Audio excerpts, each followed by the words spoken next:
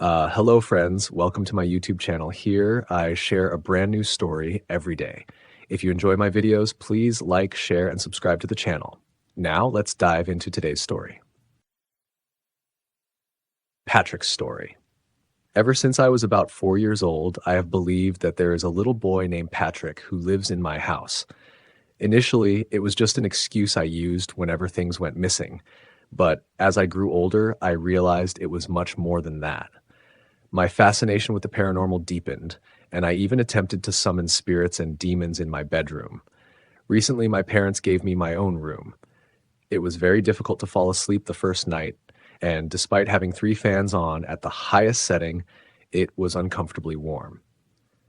The next night was a bit easier, but in the middle of my slumber, I was jolted awake by the sensation of being watched. I convinced myself it was just my imagination, got up to use the restroom, and went back to bed. While washing my hands, I noticed that my bathroom mirror was directly facing the mirror by my bed. In case you don't know, placing 2 mirrors across from each other creates a portal for spirits and other entities. Recently, I decided to use a spirit box to try and communicate with Patrick, as I believed he was the spirit causing my unease. Here's how the conversation went. Hello, Patrick. I want to share your story to help you be remembered. River. See you. You see me? Where are you? Earring. Love. I have earrings by my bathroom mirror, which is directly across from my bed, so I assumed that's where he was. Oh, you like my earrings? Thank you. It will be okay. I know it'll be okay. I want to help you be remembered, so do you mind sharing the story of how you passed away? Car accident. I'm so sorry. That's horrible. I found Nana. You found your Nana, Pat? Was she the one driving? Who else was in the car? You're going to list them? Okay. Blue, flow. You mentioned a river earlier. Did your car sink into a river? Sally, flying, dark. Was it night when the car flew into the river? Were Sally and Emma in the car with you and Nana? Kaylee, possibly. Matt. Kaylee and Matt were possibly with you too? Okay, so you, Sally, Emma, Kaylee, Matt, and Nana were all in the car? That was us. I'm so sorry that your lives had to end that way. It's fine. I'm okay. That's good. Thank you for talking with me today. Maybe I'll come back later to talk some more. Would you like that? Please. I ended the investigation after that. From what I pieced together, Patrick was a little boy around the age of 10. His father left shortly after his mother got pregnant, and she passed away soon after Patrick was born. His grandmother took custody of him. He grew up close to his cousins, Emma, Sally, Kaylee, and Matt, who also lived with his grandmother. One night, during a drive, his grandmother fell asleep behind the wheel. Patrick realized this and shouted at Sally, who was in the passenger seat, to take the wheel. Sally panicked and froze. The car swerved off the road and flew into a river.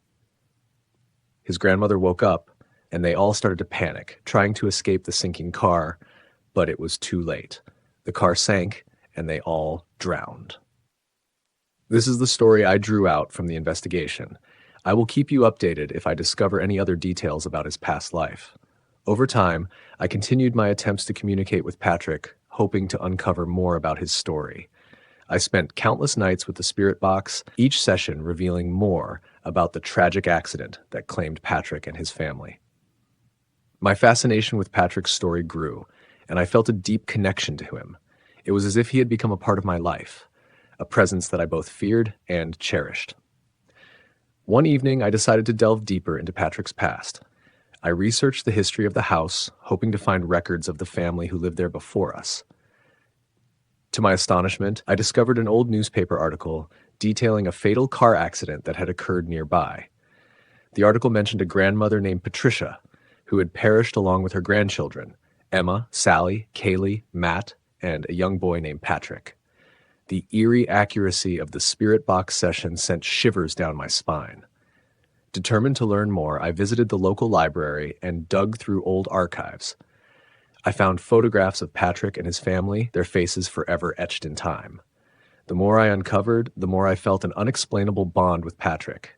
It was as if he had chosen me to tell his story, to ensure that he and his family were remembered.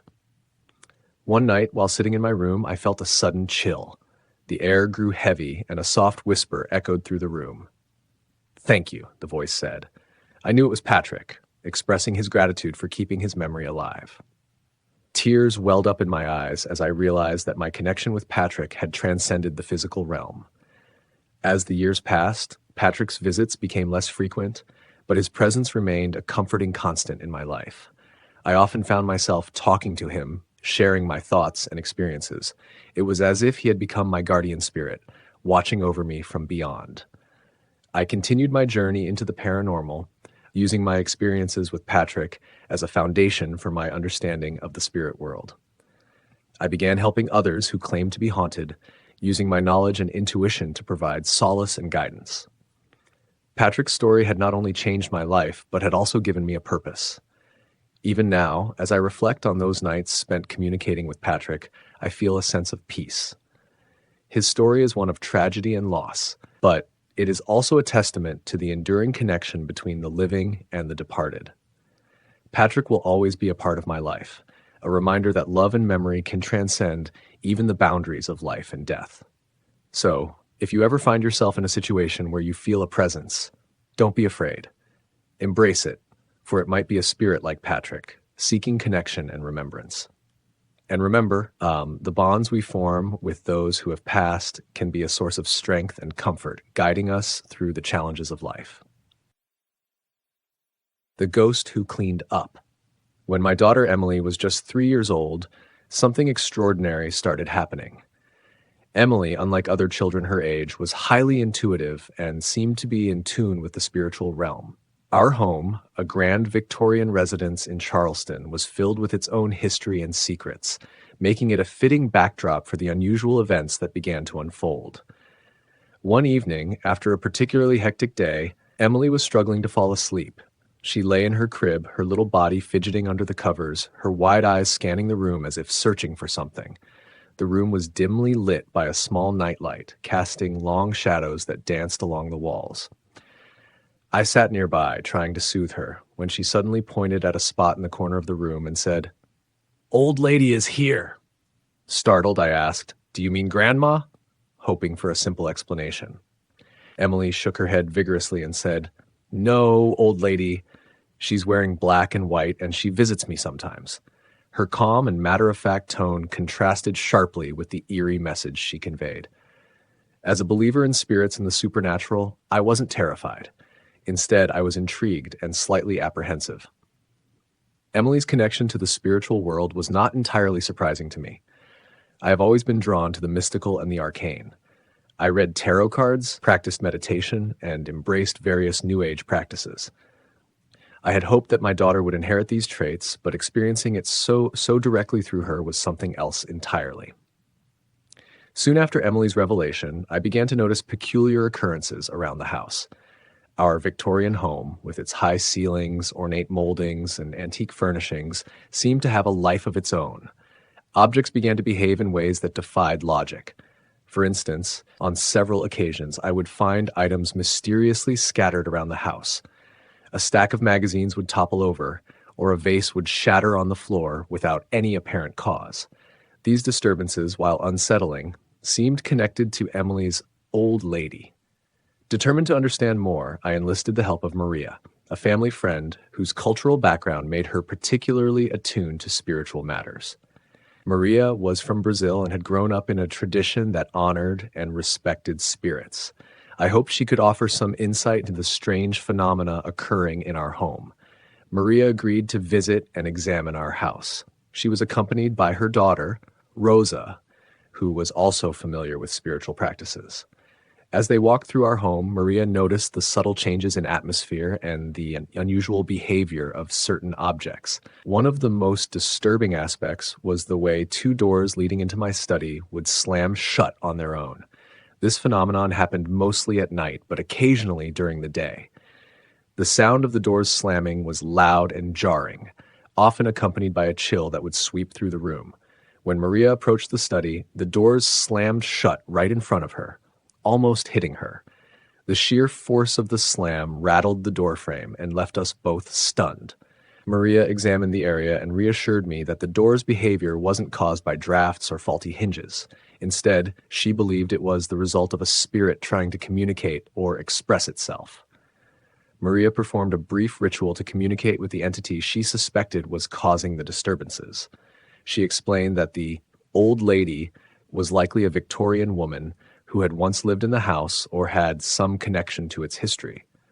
I relayed my own intuition, which suggested that the spirit was indeed a Victorian woman, possibly a caretaker or someone who had a strong presence in the house. Through Maria's communication with the spirit, we discovered that the old lady was there to protect my children. She was a guardian figure who wanted to ensure their safety and well-being. This revelation was both reassuring and unsettling.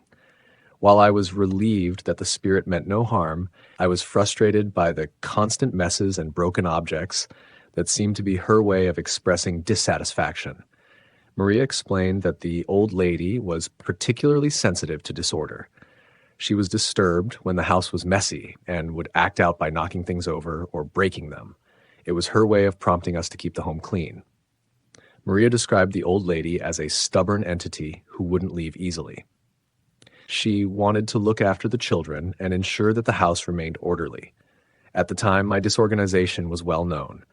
I have ADHD, which made it difficult to maintain a tidy home. My ex-husband had been the more meticulous one, often taking on the task of cleaning and organizing. With his absence, keeping up with household chores became even more challenging. Emily continued to see the old lady for several years. I made it a point to periodically ask her about the spirit, hoping to keep the memory alive and understand more about the entity who had taken such an interest in our lives. Now that Emily is 10 years old, I asked her about the old lady again. To my surprise, she doesn't remember the spirit at all, though she has always spoken fondly of her childhood experiences. We eventually moved from Charleston, leaving behind the grand Victorian house on Willow Lane. However, I like to think that the old lady still resides there, perhaps still keeping watch over the home. If you're reading this, old lady, hello. Thank you for guiding us to maintain a cleaner home. The lesson I hope readers take away from this is that living with a ghost doesn't have to be a source of fear. Spirits might not be harmful. They could be there to help, guide, or protect us in ways we might not fully understand. Reunited with us. I've always had a profound belief in the supernatural. From flickering lights to bookshelves that would inexplicably topple over, my experiences have convinced me of the existence of the undead. One memory from my childhood stands out vividly. A young girl in a Victorian-style nightgown who would float around my house. Her presence was never malevolent. Rather, she would appear with a serene smile before drifting away. In retrospect, I believe she was a benevolent spirit. Despite my attempts to share these encounters, my stories were often dismissed as mere imagination. So when a group of close friends invited me to investigate Bramblewood Manor, a house with a notorious reputation for ghostly activity and doppelgangers, I was both excited and apprehensive. Bramblewood Manor was shrouded in mystery and intrigue. Locals spoke of strange apparitions, ghostly whispers, and eerie occurrences that defied rational explanation. I felt an irresistible pull to experience it for myself, to see if the spirits were as real as I believed. To honor any entities we might encounter, I packed a small assortment of offerings, herbs and sweet syrups, hoping to show respect and goodwill. The day of our visit arrived with a sense of anticipation. We met at the van, and our journey to the manor was filled with a mix of excitement and unease. As we approached, the atmosphere seemed to thicken, and a foreboding sense of being watched settled over me. The manor loomed ahead, its dark silhouette casting long shadows in the fading daylight. The sense of unease grew stronger with each passing moment. Upon arrival, my friends wasted no time setting up for a ritual. They were eager to make contact with the spirits, and their enthusiasm was palpable. They pulled out candles, arranged them in a circle, and began drawing symbols on the wooden floor with paints. The ritual, however, felt hastily prepared and frankly disrespectful. Despite my concerns, I joined in, hoping that any spirits present would understand our intentions, even if our methods were flawed.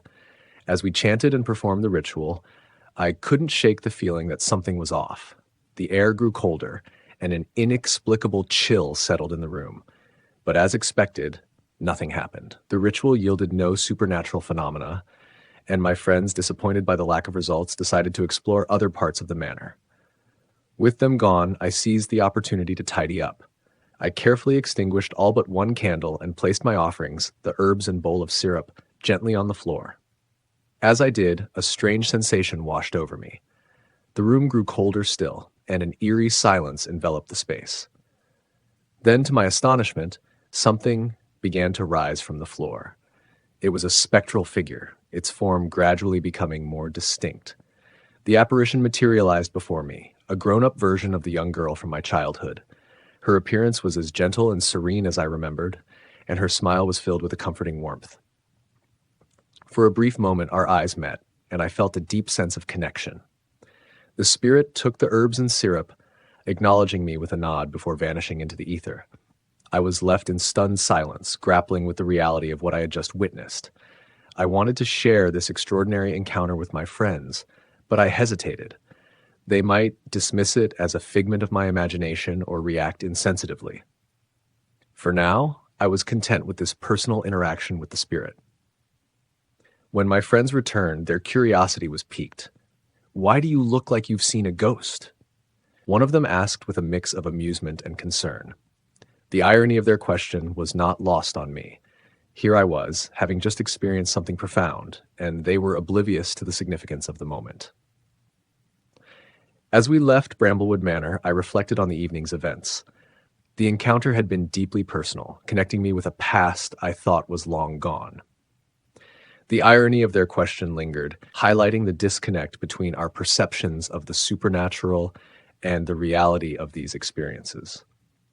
The night had reinforced my belief in the supernatural and deepened my respect for the spirits that linger in the shadows, waiting to be acknowledged. The manor, with its haunted reputation and mysterious inhabitants, had provided a bridge between my past and present. It had shown me that the spirits I believed in were not just figments of my imagination, but real entities with their own stories and presence. The experience left me with a renewed sense of connection to the other side, a reminder that the supernatural is not just a matter of belief, but a reality waiting to be explored and understood. Are you there? I had never known fear quite that before. It was supposed to be a serene afternoon, an oasis of calm amidst the chaos of life. My family was out shopping for my birthday, leaving me alone at home with our loyal dog, Max. The peace was a rare gift, a brief respite from the usual bustle.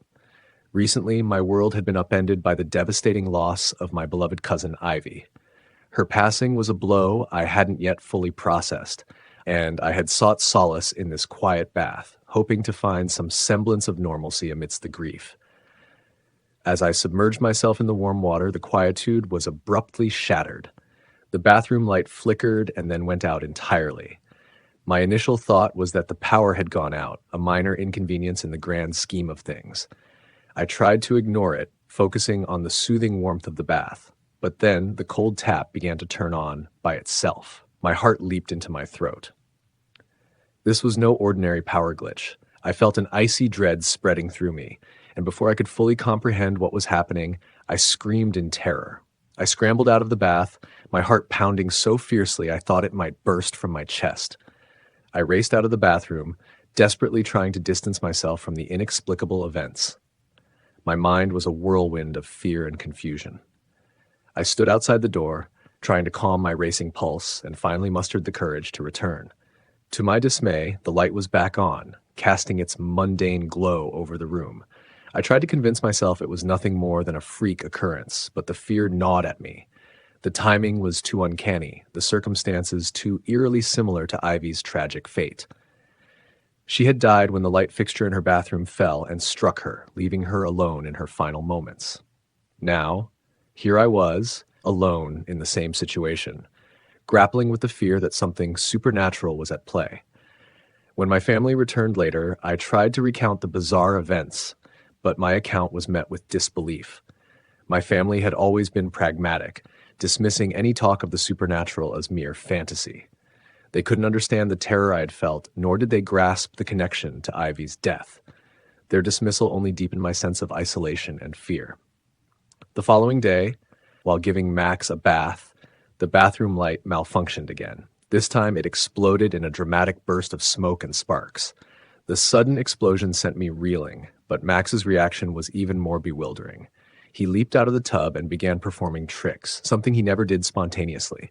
He only ever did tricks when explicitly asked, and here he was, jumping and twirling as if guided by an unseen hand. The bizarre events left me with a profound sense of unease.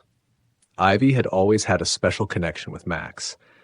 She was the only one who could coax him into performing tricks just for fun, something he rarely did for anyone else. Seeing him behave this way after her passing felt like a sign that her spirit was still present, trying to reach out or make contact through the only means available. The disturbances continued. Whenever I was alone in the bathroom, the lights would flicker and a cold draft would seep through the room. I felt an eerie sensation, as if Ivy's presence was still lingering, trying to communicate or make its presence known. The flickering lights and sudden cold were more than just physical phenomena. They were reminders of the bond we shared, and perhaps even her attempt to connect from beyond. One night, as I lay in bed trying to drift off, I heard a soft thud from the bathroom. My heart raced as I cautiously approached the door. The light was flickering again, casting erratic shadows on the walls. The air was unnaturally cold, and the silence was oppressive. I felt an overwhelming sense of dread, as if the very walls of the house were closing in on me. I pushed open the door, half expecting to find something supernatural waiting for me. The bathroom was empty, save for the remnants of the earlier explosion. Yet, the atmosphere felt charged with an unseen energy. The light continued its erratic dance, and the cold draft persisted. I stood there, grappling with the fear that Ivy's spirit might be trying to communicate, or that something darker might be lurking in the shadows. Sometimes I would deliberately go into the bathroom, hoping to feel a connection with Ivy. The flickering lights, the cold air, and the unsettling sensations were a constant reminder of her presence. Each time I entered, I would talk to her, hoping she could hear me, hoping she was still near. One particularly eerie evening, as I sat in the dim light of the bathroom, I felt a profound sense of loneliness and sorrow.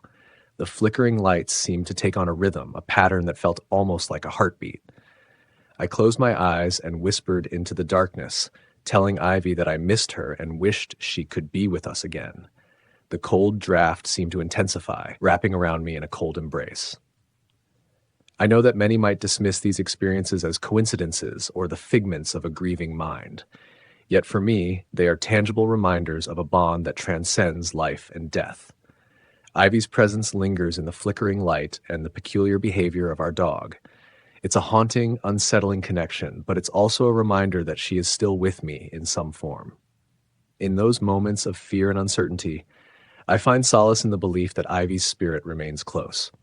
The bathroom, with its flickering lights and chilling drafts, has become a place where I can feel her presence, where I can connect with her in a way that defies explanation. And so I endure the eerie manifestations, knowing that they are a part of a bond that extends beyond the boundaries of life and death. Thanks for watching. Don't forget to subscribe to the channel, like, comment, and share the video. See you next time.